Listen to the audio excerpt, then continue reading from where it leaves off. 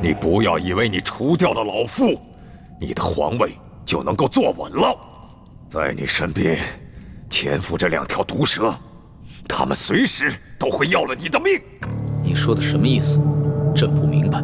那老夫就告诉你，你以为李建清和李易欢兄妹2人是真心对你效忠的吗？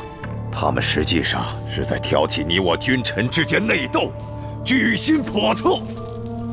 他们帮助你擒拿住老夫，只是为了骗取你的信任罢了。在你未动手之前，那个李建清就来找过老夫，把你的计划悄悄地告诉了老夫。老夫只是一时拖大，以为就凭你训练的那几个会摔跤的少年，怎么能拿下老夫这大清第一勇士呢？也没料到那李氏兄妹2人居然会反水，这才让你侥幸的险胜了。皇上，鳌拜这会儿也许说的是实情，难怪他事先就服下了解药。你让李公公赐给他的毒茶也失去了效力，也许真的是有奸细给他透露了风声啊。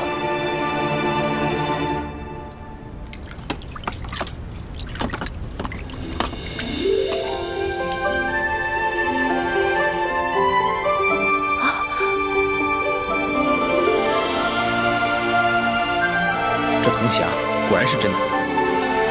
欢妹，你太厉害了，这么艰巨的任务居然被你完成了。是谁啊？平时老说我这个不行那个不行的，现在知道夸我了？欢妹，我是你大师兄，又是你未来的夫君，你做对了，自然该表扬；做错了的，自然该批评。站直了。不管是表扬还是批评，我都是为了你好。哎，知道了。从小到大就这么几句，我耳朵都听出茧子来了。欢妹，我发现进宫以后，你越来越讨厌我了。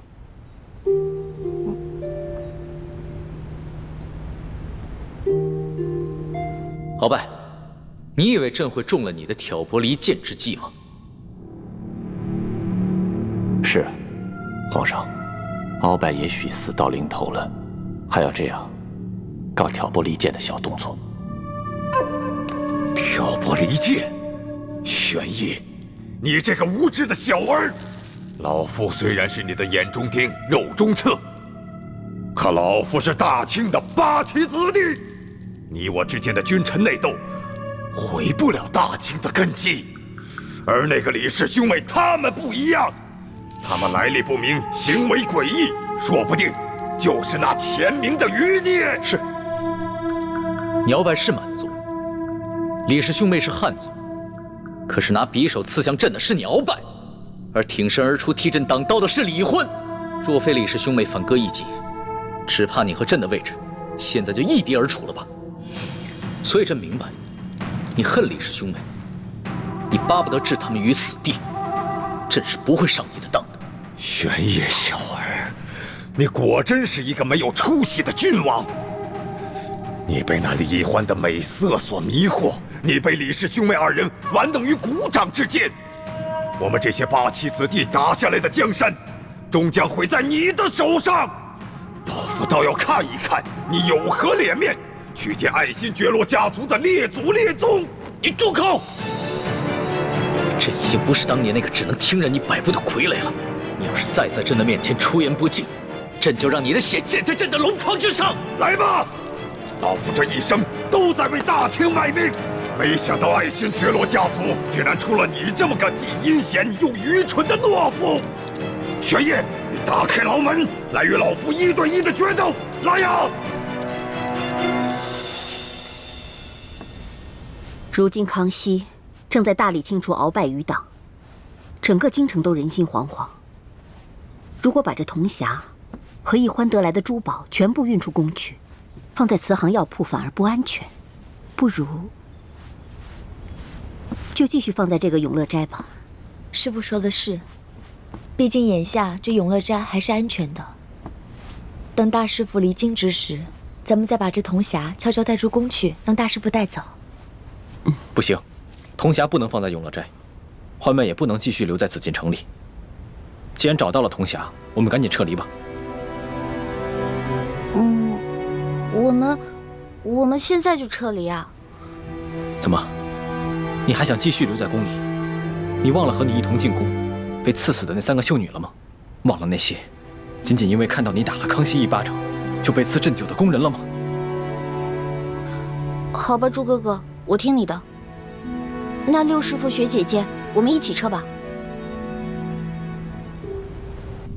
大胆，鳌拜，你这个狗奴才，死到临头了还敢对皇上大不敬！你以为你真的是什么大清的第一勇士吗？我告诉你，那只不过是因为你大权在握的时候，别人对你不得已的奉承而已。你想动手是吧？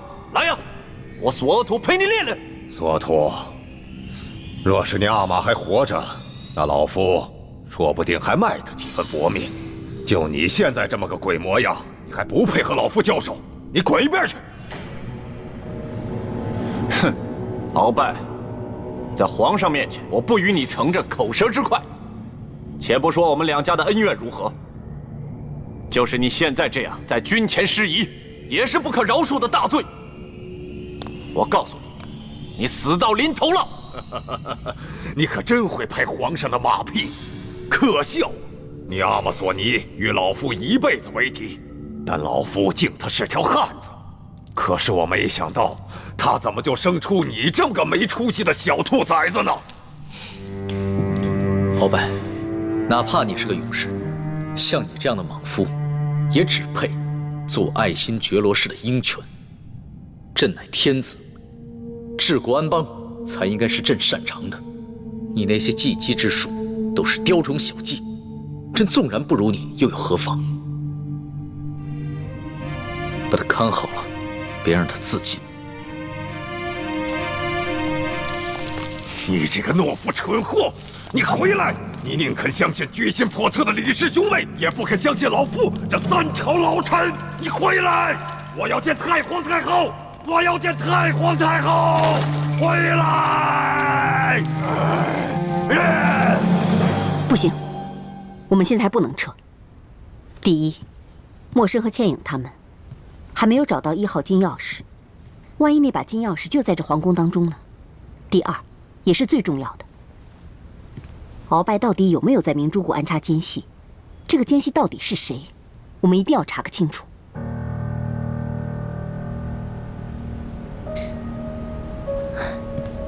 大师兄，要不这样吧，你跟易欢先撤吧，我和六师傅继续留在宫中，剩下的任务就交给我们吧。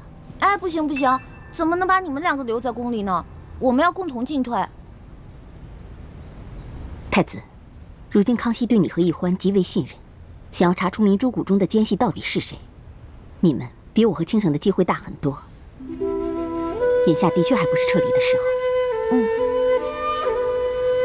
六师傅，是我思虑不周，我只想着让易欢赶紧离开康熙，以免受他蛊惑。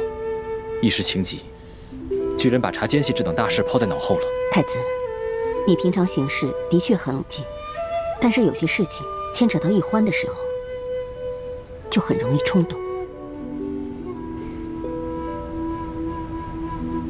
义父，你还是尽快跟叔父相认吧，说不定叔父知道鳌拜潜藏在明珠谷的奸细是谁。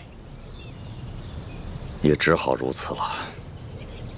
不过，不管结果如何，这件事情，你都不要告诉易欢，更不要告诉倾城，还有你六师傅。义父，其实倾城和六师傅跟易欢真的不一样，他们的嘴巴都很紧。我不是不信任你六师傅，只是我身为大明义士联盟的盟主，却有一个在清廷皇宫任大内总管的亲弟弟。这件事情如果传了出去，我又有何面目去见联盟的同仁呢？徒儿明白了，但愿叔父顾念骨肉亲情，能投靠咱们联盟，做咱们的内应。我总是觉得有点不太可能，但愿吧。但愿我李氏的列祖列宗能够庇佑，保佑我这个弟弟能够弃暗投明。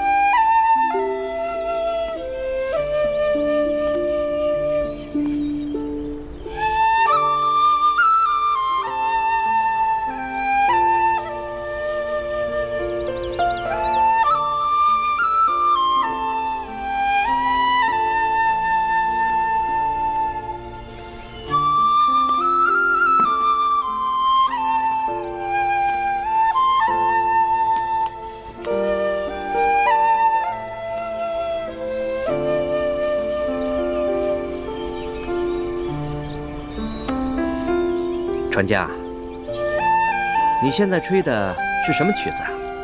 我怎么听着这么耳熟啊？好像是在哪儿听过一样。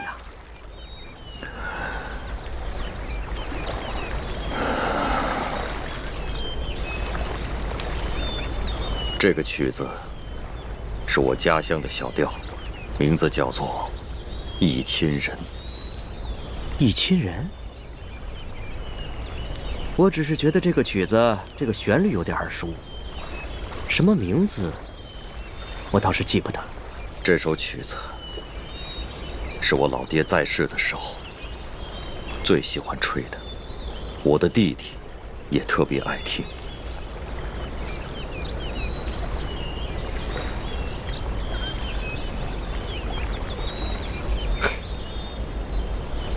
这个曲子我小的时候也特别爱听，只是有好多年没有听到了，现在也忘得差不多了。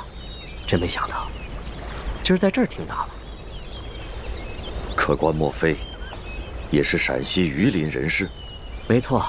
那你可记得皂角村中有一户姓李的农家，那户人家有一对孪生兄弟，哥哥叫李德禄，弟弟叫李德福。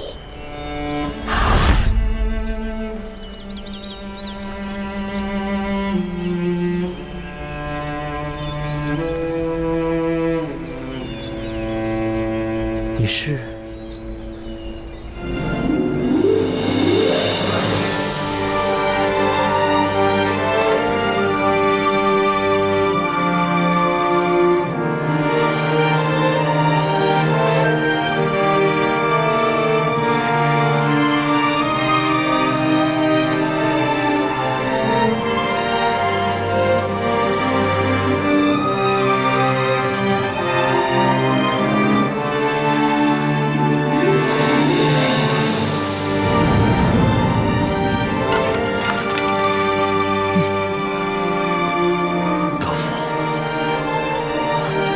认得哥哥吗？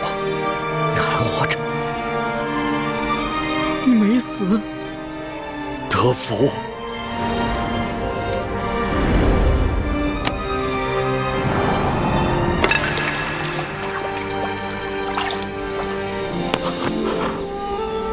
德福，真没想到，哥哥在有生之年还能再见到你。我原本以为你早就不在人世了，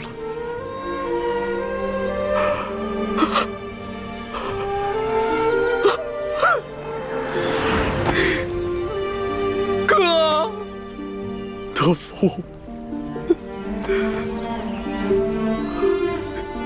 哥，德福。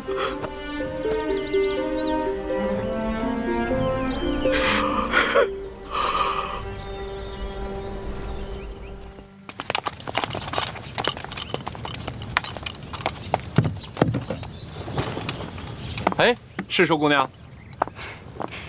索大人，什么事儿这么着急啊？我告诉你啊，我在这鳌拜府当中又发现了一间小小的密室，这打不完的解药说不定就藏在里面。可是这些工匠呢，笨手笨脚的，打不开那个机关。我想这怎么办呢？我想来想去，就想到了史淑姑娘你。我也不知道能不能打开，但是我去试试吧。哎呀，太好了，快请吧，走。大哥可成家了，嫂子可贤惠，有几个子女？成家了，有3个孩子，2儿1女。至于你嫂子，她早已不在人世了。是啊，这世道原本就不太平，又有几家人能够骨肉相守的。大哥即便如此不幸，也比小弟强多了。当年你引开追兵之后，我就一个人在外四处流浪，到处打听你的下落。后来多尔衮把我抢了去，在他府上做了奴才。几年之后，他见我做事机灵，就把我净了身，送到皇太极身边伺候。那时候我本已有了心仪的姑娘，却被迫做了这不男不女的太监。小弟啊，这么多年你受苦了。大哥真的没有想到，你还能认我这个哥哥。我原本以为你现在在紫禁城中是要风得风，要雨得雨，而我却是穷困潦倒。我真没想到，你还能认我。哥，你说的这是什么话呀？我在这个世界上，就你这么一个亲人了，我怎么会不认你呢？哥，我如今有了用不完的金山银山，正愁没人跟我分享呢。这下好了，你来了，哥，你把侄儿侄女都接进京来，我在京城给你买一处大宅院，然后再续几房妻妾，咱们兄弟好好享受这下半辈子。弟弟啊，你的这番心意，哥哥心领了。但是哥哥这次找你，并不是为了你的钱财。哥，你一定是想谋一个好的差事，对不对？你放心，包在小弟我的身上。1个月之内，我先给你谋个闲职，年内呢，我再找机会把你外放到一个油水充足的富庶之地，怎么样？我也不是为了做官，既不想发财，又不想做官，哥，那你到底想要什么？只要兄弟能办得到的，绝对没问题。德福，你知道哥哥现在是什么身份吗？什么身份？我很久以前已经把名字改了，我不叫李德禄了。那哥哥如今叫什么？李定国。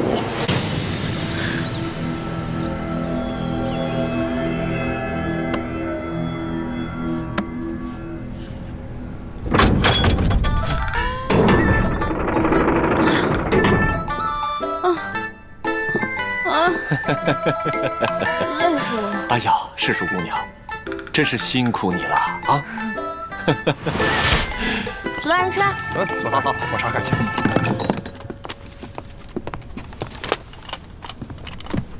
索大人，啊，这箱中没有解药，全是文书信件。没有解药，我看看。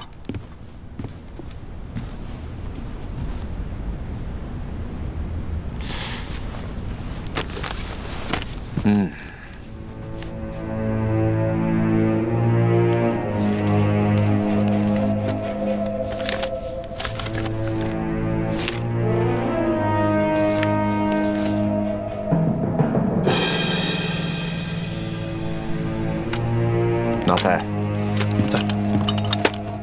把这2个箱子给我封起来，抬进宫去，呈给皇上。德福，你可愿意跟哥哥一起共干一番大事业，光复我大明王朝？德福，你倒是说话呀！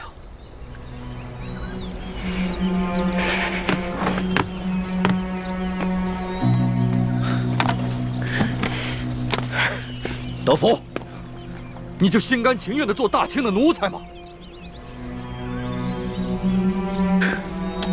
做大清的奴才怎么了？他中明王朝给过我什么？杀死了我的爹娘，饿死了一整村子的人，害得我们骨肉分离，逼得我走投无路，只能在死尸堆里面刨吃的。后来还被迫做了这不男不女的太监。我辛辛苦苦了30多年，我苦熬了30多年，如今你却让我为忠实的后人去冒杀头的危险。德福，你听我说。我不听。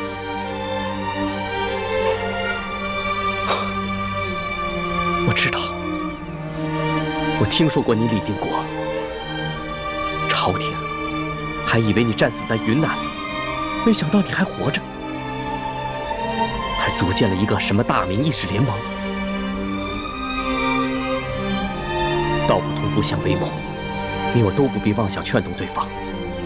我只有一句话：你若做回李德禄，那你还是我大哥，我愿与你共享荣华富贵。但你若坚持做你的李定国，那你我就当彼此早在40年前都死了吧。弟弟，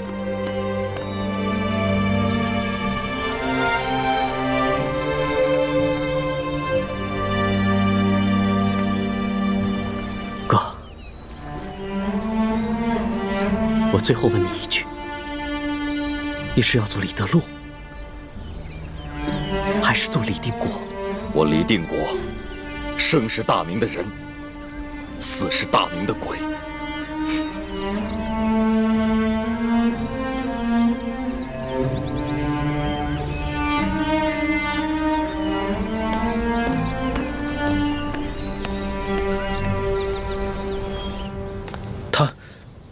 他就这么走了？我还指望着能从他那里打听到有关鳌拜内奸的消息。义父，那我们现在该怎么办？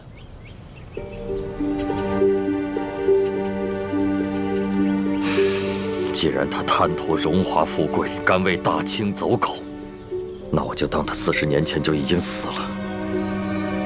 现在的他，就只是大内总管李德福，不再是我的弟弟。你们以后行事，一切以我联盟利益为重，切不要顾及我和他的兄弟之情。他中了鳌拜的大补丸之毒，现如今，鳌拜被关进了天牢。若没有康熙的手令，谁也不能见他。鳌拜没有办法把美约大补丸之毒的解药给他。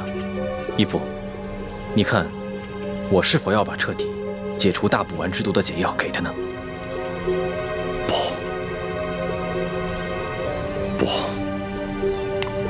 不能彻底帮他解脱。你在宫中多次试探他，以他的心机，这次我跟他相认，他多半会怀疑到你。万一鳌拜供出他来，那他极有可能出卖你跟奕欢，甚至出卖我这个亲哥哥，来将功赎罪。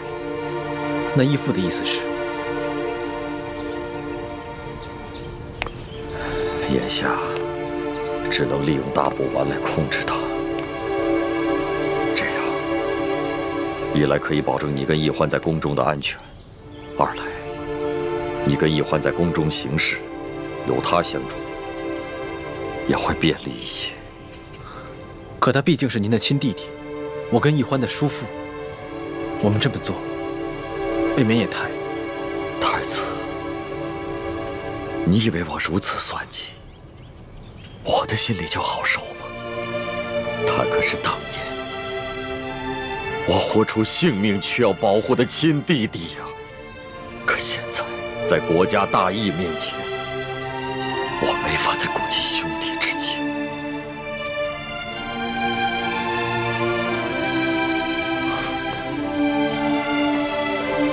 朱慈轩代表朱氏所有人和逝去的列祖列宗，多谢晋王大义。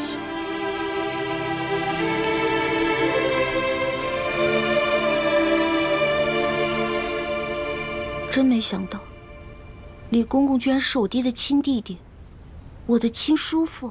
是啊，李公公为人圆滑自私，和义父完全是心性相反的两个人。可是朱哥哥，虽然李公公这个人圆滑自私，但是他是我爹的亲弟弟，我的亲叔父。他虽然不肯投靠我们，但是他也没做什么出卖我们的事情啊。我爹让咱们拿大补丸的事情去威胁他，我怎么觉得心里过意不去呢？其实，我心里也过意不去。不过既然义父吩咐了，我们也只能执行。有时候想想，我爹也真够冷血的。他居然亲手射杀了我娘，那可是为他生了3个孩子的结发妻子啊！当时他还射了我一箭，还好我身上有个玉佩，要不然，我早就没命了。环妹，你千万别这么说。若是让义父听到了，他该有多伤心呢？义父也是迫不得已，舍小我取大义，就像古时候舍弃自己的亲生儿子而救护赵氏孤儿的义士程婴。可我从来不觉得程婴做得对啊，为什么他的儿子要替赵氏孤儿去死呢？2个孩子的命难道不一样重要吗？从小我一直不明白，为什么我爹总觉得你跟你父皇的命要比我跟我娘的命更重要？越说越不像话了，这就是君臣父子伦理纲常。你记住了，这话千万不能让义父听到。知道了，我这不偷偷跟你一个人说吗？我知道我说这些话大逆不道，以后不说行了呗。哎，千万别跟我爹说啊。你知道就好，环妹，你记住了，平时再怎么任性，再怎么胡言乱语都没关系，唯有这些有违伦理纲常的话，千万不能再说了，知道吗？哦，你怎么跟龙小弟一样啊？严肃起来让我心里特别害怕。不跟你说，我要去找我龙小弟玩了。环妹。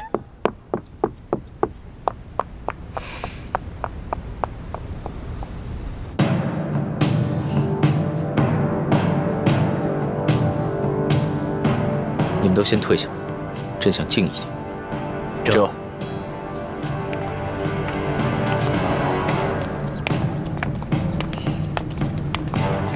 龙小弟，你也退下吧。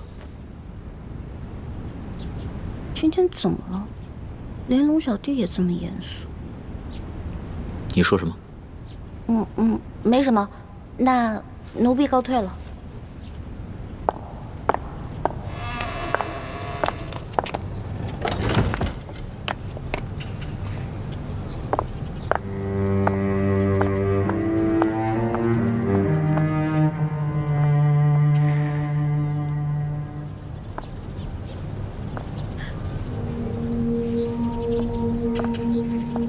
叔父在这宫里熬了30多年，才换来看似风光的荣华富贵。而我爹，他为了光复朱明王朝，不惜杀妻灭女，戎马一生。我这一生啊，可不能像这兄弟2个一样。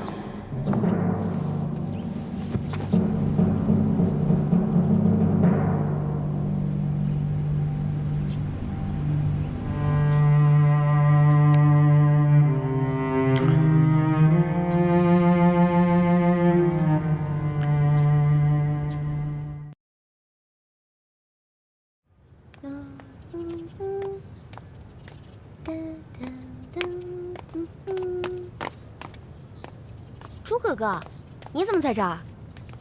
我在等你回来。你走以后，我心里总是不安宁，老想着我刚才是不是把话说重了，让你不开心了。对啊，我就是不开心了。我逗你的，我哪有那么小心眼儿啊？一件事情放在心里憋那么久。你没生气就好。刚才我忘了问你了。今日在敖府可有什么发现？也没什么，不过发现了2箱信件，是鳌拜跟大臣们的往来信件。鳌拜跟大臣的往来信件？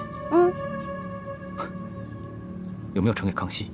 这个索额图一看到吧，重视的不得了，马上把信件抬到了御书房，交给了龙小弟。啊，这个龙小弟一看到信件以后，那个脸色就跟你刚才一模一样，严肃的不得了，让人害怕。太好了，不就2箱信件吗？这么开心干嘛？环梅，你不明白这2箱信件意味着什么？鳌拜把持朝政这么多年，朝中上下谁不赶着巴结？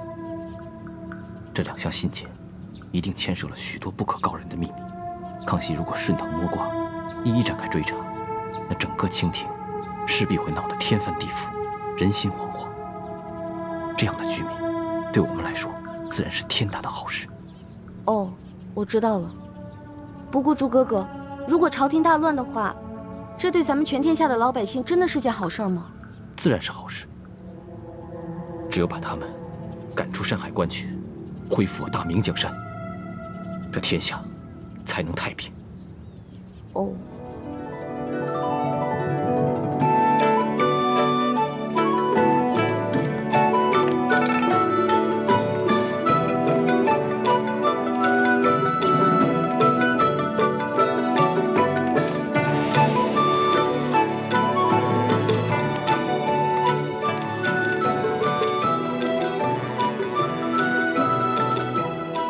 难道这是一出鸿门宴？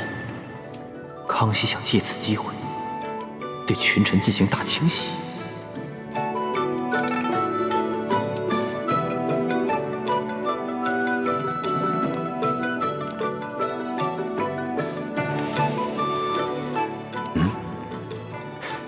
这个御花园中必定埋伏了大量的兵士，我怎么没有听到半点异常响动？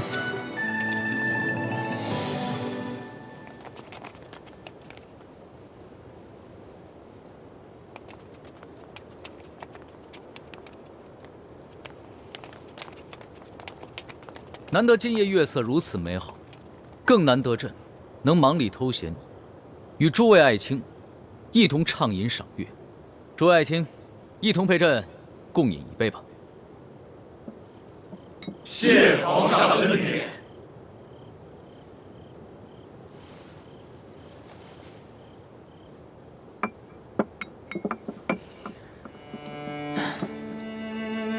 朕自8岁登基，至今已逾9载，却还是第一次如今夜这般，与诸位爱卿一同轻松享乐。回想起朕亲政前，无论大事小事，处处是鳌拜掣肘。纵然想与诸位爱卿一同饮酒赏月，君臣同乐，却不可得呀。来了，切入正题了。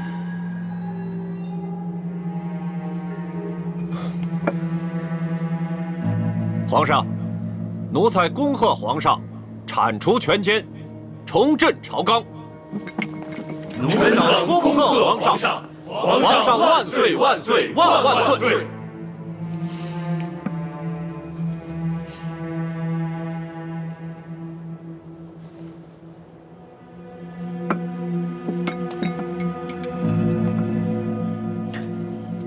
朕建议邀诸位爱卿前来御花园，除了赏月，还想请诸位爱卿看一出小戏。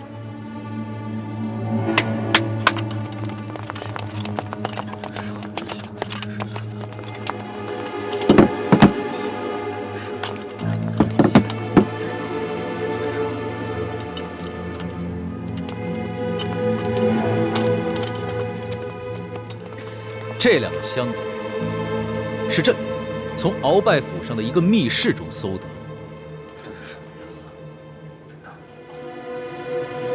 诸位爱卿猜一猜，这箱子里装的是什么？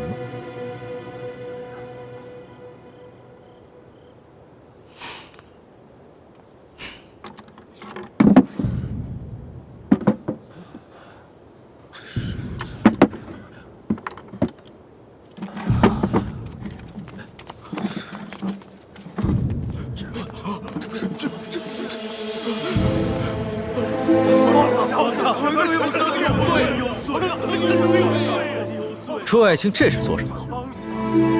这两箱文书今日下午才从鳌拜府中搜得，朕到现在还一封都未曾打开过。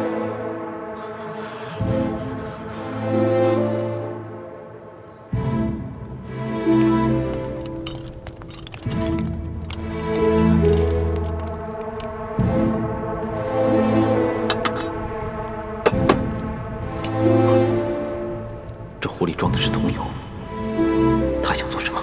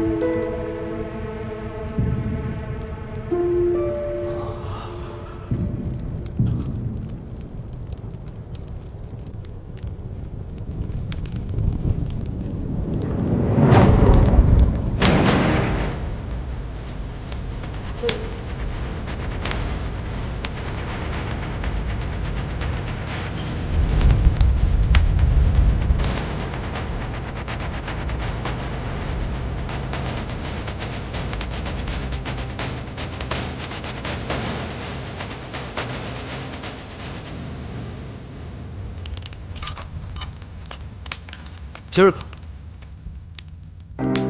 朕就跟诸位说几句交心提己的话。这些话不适合在朝堂之上说，只适合在这儿对着清风明月说。臣等恭听圣谕。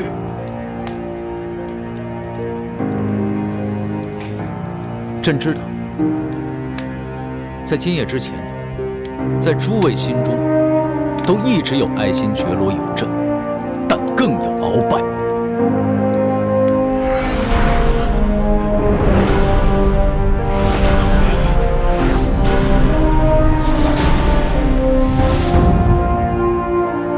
朕不怪你，鳌拜把持朝政多年，诸位若是不明哲保身的话，只怕就像苏克萨哈一样，落得个身死族灭的下场。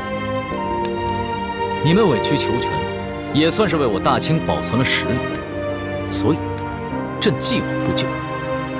但自今夜始，诸位心中就只能有爱新觉罗，只能有朕。皇上圣明，皇上万岁万岁万万岁！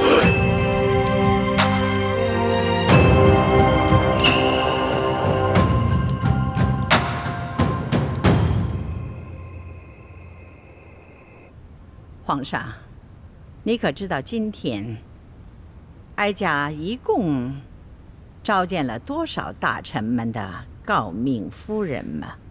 这，孙儿不知。从上午到下午，这慈宁宫就不得清静了。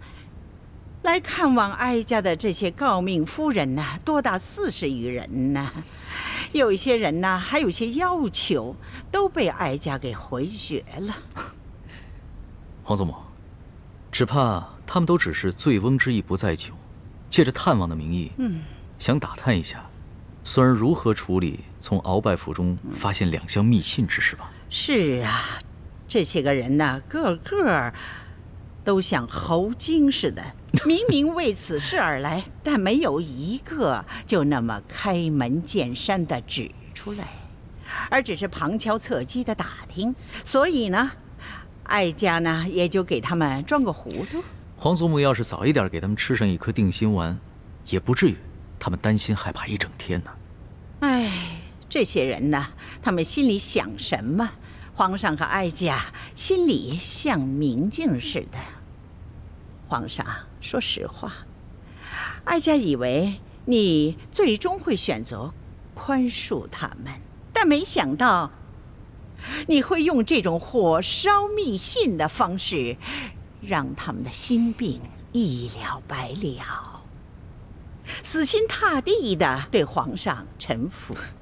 这就要感谢皇祖母平时的教诲了。皇上，你真是长大了，今后只要你在儿女私情上能够稳重，不乱心智，哀家就放宽心了。什么？康熙用一把火把那些密信全都给烧了？真没想到，康熙是这么可怕的一个对手。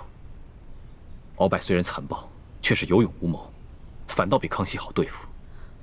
这次我们真的是失策了。朱哥哥，那我们对手这么强大，要不然咱们放弃算了。不行，对手越是强大，我们越不能屈服。我一定能想到办法打败他。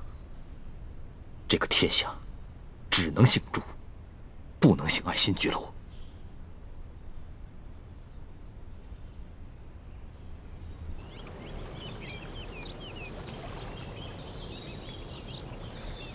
玄烨，你个无知小儿！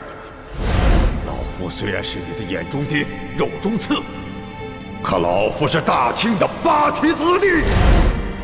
你我之间的君臣矛盾，不会动摇大清的根基。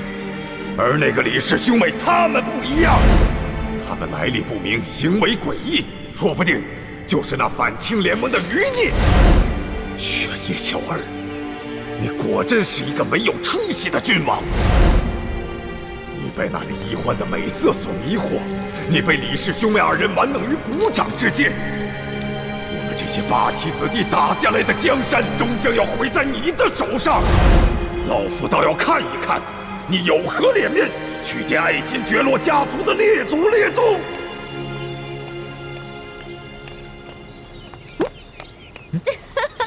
我在这儿呢。蓝小弟，你干嘛呢？一个人看着前面发呆。朕就是想起来那一日探监，鳌拜所说的话。鳌拜说什么了？他说其实早在朕行动之前，他就已经知晓了朕的计划，有人向他泄了密。泄密？谁会跟他泄密啊？他说这个人就是你哥哥。怎么可能啊！鳌拜这个人啊，这个时候还不忘挑拨离间，真讨厌。龙小弟，你不会上他的当信了吧？朕有那么笨吗？那就好。我呀，本来是鳌拜精心安插的一颗棋子，他一边用大补丸威胁我，一边又假惺惺的让我做他的干女儿，软硬兼施。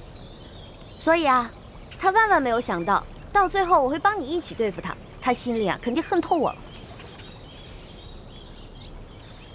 老大，你说的这些啊，朕都明白。不过你究竟是什么来历？我就是李欢啊，也是你的笔墨诗书小丫头啊。你知道朕问的是什么？朕想知道的是，你和你哥哥究竟是何方人士？你们的出身，还有你的那些师傅们，为什么会教给你们这么多的学识技艺？你看，你说不会上当，但是现在还是在怀疑我们，对吧？朕哪有怀疑你们呀？朕不过就是起了好奇心罢了。龙小弟啊，你不知道，我们这些跑江湖的呢，有跑江湖的规矩，尤其是我那些师傅们，都是不愿意做官的隐士。师门有师门的规矩，我不能透露。我要讲信义，但同时，我又不想骗你。这样吧，如果你相信我们兄妹，那我们就留在宫里，为你效力；但如果你不相信我们兄妹的话，那我们就离开紫禁城，再也不出现在你面前，可以了吧？老大，朕不过就是随口问问，你要是不愿意回答就算了。用人不疑，疑人不用，朕自然是相信你们兄妹的。这鳌拜啊，本就在宫中安插了许多奸细，极有可能是上次给朕下毒的那个内侍向鳌拜透露了秘密。鳌拜不过是想嫁祸到你们兄妹身上罢了。你放心吧，朕一定不会中了鳌拜的挑拨离间之计的。还是你大气。老大，你的手伤还没好，这段时间啊，你就好好待在永乐斋休息吧。这山西大旱，朕还要忙着处理赈灾的事宜，还要清理鳌拜的余党，所以可能就没那么多时间陪你了。我知道了。今天康熙盘问你我的身世，显然是听了鳌拜之言，对你我已经起了防备之心。所以你以后一定要谨言慎行，千万别露出破绽。你不要幼稚地认为他真的会把你当成是老大，当成是朋友。可是龙小弟他说了，疑人不用，用人不疑，他是相信我们兄妹的。这话也就只有你会信。康熙8岁登基，在这风云诡谲的皇宫当中能够顺利长大，如今又不动声色地收拾了鳌拜，他的城府之深，远非你我可以想象。他对你我好，就像我们对他好一样，不过是为了利用而已。小师妹，大师兄说的对啊，虽然你是冰雪聪明的孩子，可是也太容易轻信别人了。你忘了康熙以前是怎么骗你的？雪姐姐，没想到他身为皇上，居然撒那么荒唐的谎。皇帝就不会撒谎了吗？皇帝是全天下最会撒谎的人，否则如何骗得所有人都臣服于他呢？龙小弟，你对我真的也只有谎言和利用吗？索图，臣在。奕欢不肯告诉朕他的来历，你怎么看？好，回皇上的话，像奴才和明珠这样的大臣府中，都养着一些幕僚人士，其中也不乏有一些江湖上的能人异士。这些人从来对师承来历不肯明言，显得高深莫测。这可能也是他们江湖人士的一种潜在的规矩吧。奴才也从来都很少刨根问底，只是择其长处而用之，择其短处而易之。你说的有道理。正所谓英雄不问出处，全看用人之主如何驾驭。是啊，皇上，您说的是。奕欢能坦然直言，也总好过他编一些谎话来骗朕，对吧？是啊，皇上，奴才以为这鳌拜所说的话，用意都是挑拨离间。李氏兄妹是否有异心，那日久自可见人心。以皇上您的圣明，那是一定会察觉得到的，而且奴才也会悄悄地在暗中注意着他们。好。对了，鳌拜所言，只能你与朕2人知晓，切不可外泄，尤其不能让太皇太后知道了，更不能让李氏兄妹察觉，明白吗？这，奴才明白。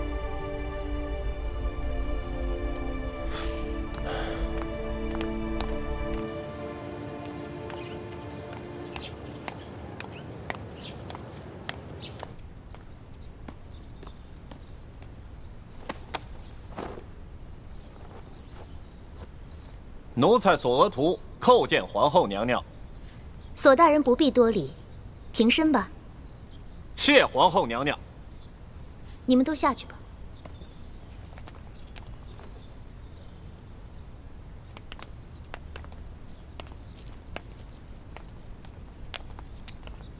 三叔。啊。三叔，那个李易欢究竟是什么来头？什么品质位分都没有，皇上还单独给他赐了一个笔墨侍书的职位，还给他在后宫单独赐了所宅子，不伦不类，还真是开了我大清朝的先例。皇后娘娘，您这些话就在奴才面前说说得了，可千万不要在别的人面前提起，万一传到皇上的耳朵里，皇上会不高兴的。皇上从未对任何女人另眼相看，本宫这心里总有些不踏实。皇后娘娘不要忧心，她李易欢再怎么说也只是个汉女，而且还定过亲。皇上再怎么喜欢她，也威胁不到皇后。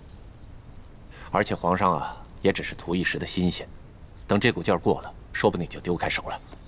再说了，这李易欢毕竟帮着咱们斗败了鳌拜，我们现在最主要的任务就是痛打落水狗，不给鳌拜东山再起的机会。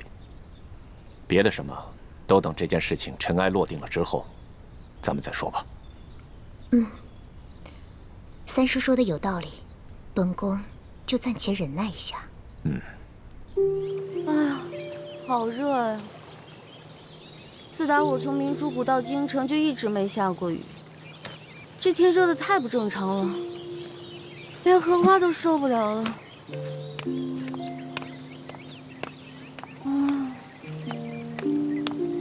师叔姑娘，原来你在这儿啊！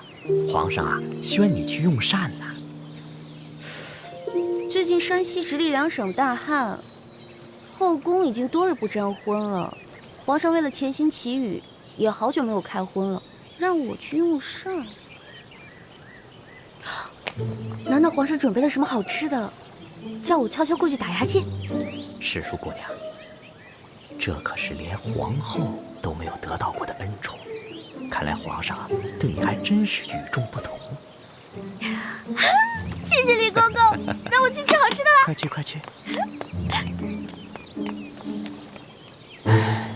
小丫头，你别得意，当初中堂大人可比你还受宠，到如今还不是在天牢中等死吗？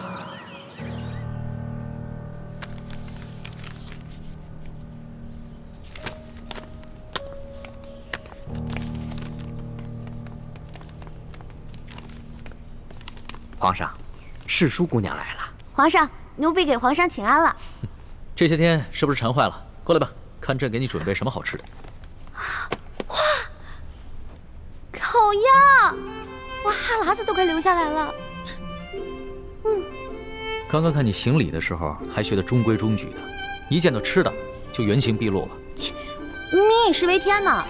皇上前段时间下旨，这后宫啊，除了太皇太后还有几位老太妃以外，其他人饮食都要撤去金银器皿，直到上天垂怜降下甘霖。可是这是怎么回事啊？我们一个个饿得眼睛都发绿了，皇上你倒好，独占一只烤鸭备着我们吃。这不是有好吃的就叫你过来了吗？看看都有什么。哎，这除了烤鸭以外，你吃的跟我们都一样啊？怎么，在你心中，朕就只能是一个口是心非、不能以身作则的昏君呢？你看，你看，我什么时候这么说的？我才没有那么说呢。这山西直隶等省接连大旱，饥民遍地，朕也有言在先，天子要与庶民一样，同甘共苦。所以，朕只有这些清粥小菜了。世淑姑娘，您这几日在永乐斋养伤不知道，皇上啊，其实跟大家一样，素衣素食的。太皇太后啊，实在看不下去了，就下了一道懿旨，今天给皇上加了一道菜。这不仅是太皇太后的懿旨，也是太皇太后对朕这个孙儿的一片慈爱之心。朕不忍负了他老人家之意，也不愿意违背自己祈雨的诚心。朕第一次见你的时候，你就特别爱吃烤鸭，所以就特意把你叫过来，让你替朕把这盘烤鸭吃了。皇上，你都瘦了。你的注意力终于从这烤鸭身上转移到朕身上了，能不能别取笑人家呀？那朕瘦了，你心疼吗？心疼。皇上是龙嘛，饿坏了龙体，那还得了啊？现在没有外人在，朕更喜欢听你叫朕龙小弟。龙小弟，不然咱们俩把这盘烤鸭一人一半给吃了吧？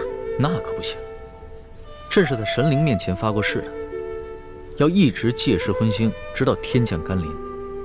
朕可不能违背誓言，欺瞒神灵啊！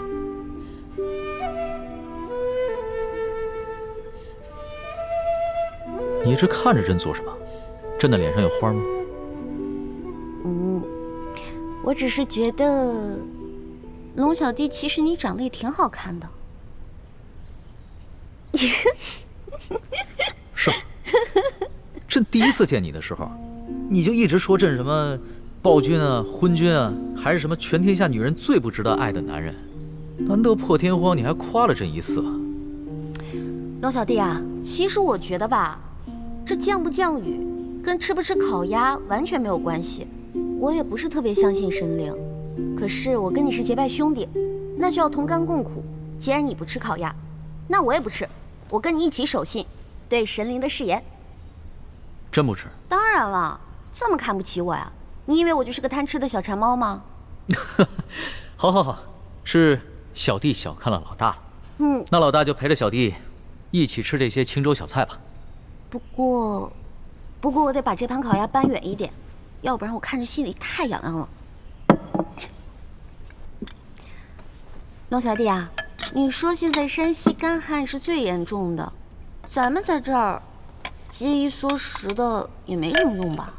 所以啊，朕已经命了山西巡抚刘德昭建驿馆安顿灾民，开官仓赈灾。朝廷呢也拨了一些赈灾银两，还令地方官每隔10里打一口深井，帮灾民抗旱。记得我12岁那年，家乡闹旱，也是到了秋天颗粒无收。我呢就跟着乡亲们去挖野菜吃，那种挨饿的滋味我一辈子都不会忘，太难受了。你说的那次灾情啊，朕也记得，但这次的灾情比那次更为严重，所以朕除了做一些应对的赈灾措施以外，还每天晚上亲手抄佛经，祈求天降甘霖。抄写佛经，皇上，我现在手已经好的差不多了，今天晚上我陪你一起抄佛经吧。好，吃吧。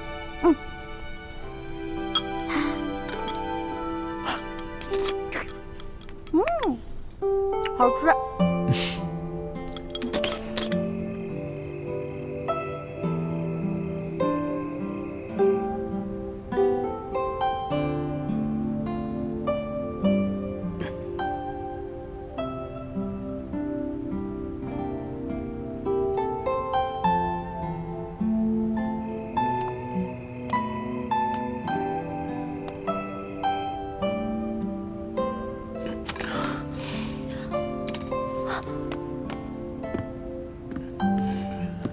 龙小弟，龙小弟，你怎么了？来人啊！来人！皇上怎么了？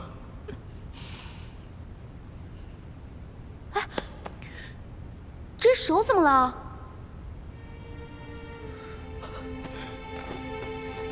皇上，您可要保重龙体呀！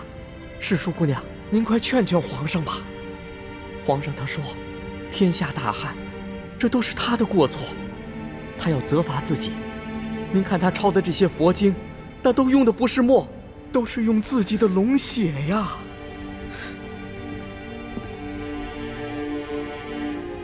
多嘴。快！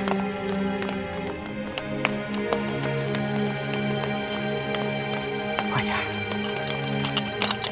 李公公，李太医，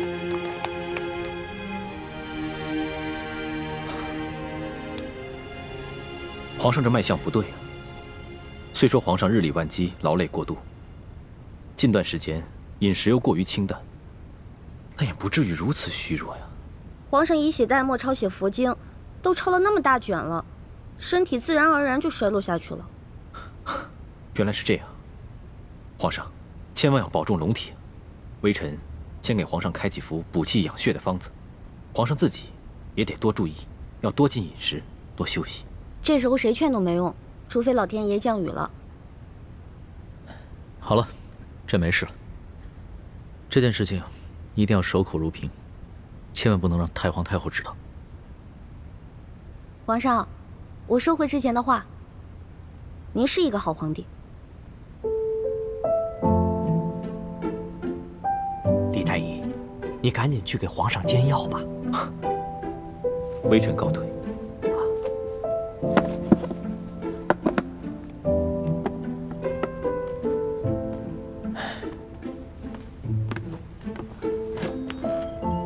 老大，你的立场怎么不坚定？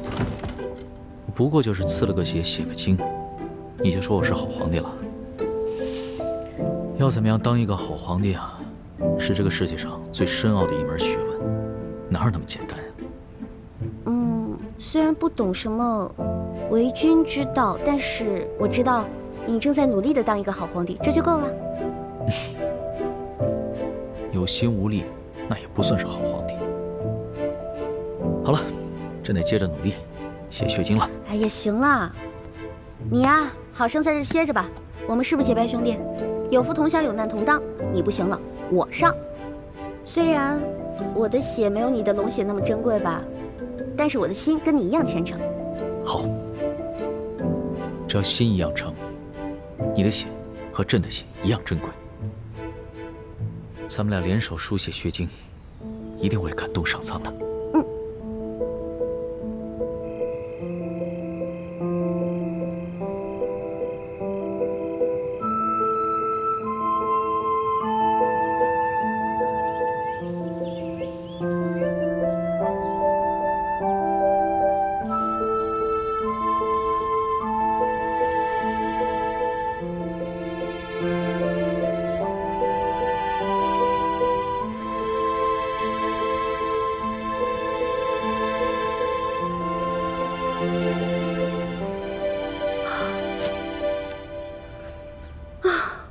终于写完了，大功告成。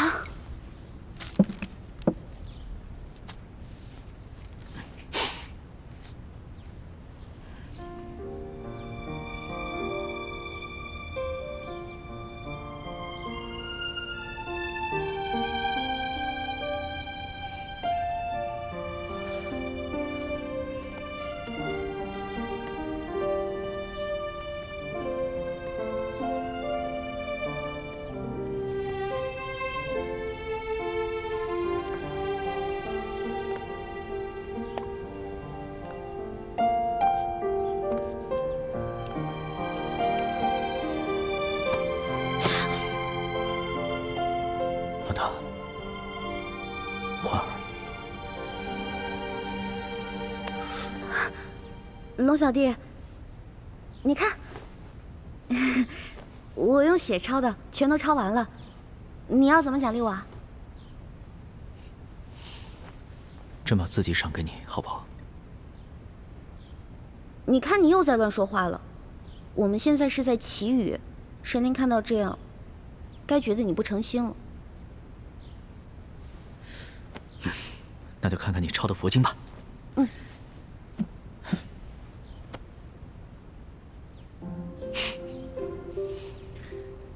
老大呀，老大，我终于知道为什么那日在第一酒楼你不敢往墙上题字了。论到这个书法呀，你还是得多跟朕这个小弟学一学。当然了，你是皇上，你字写不好多丢人啊！我不一样啊，我的字又没有人收藏，又不用去卖钱，写不好没关系，而且神灵也不会这么挑剔的。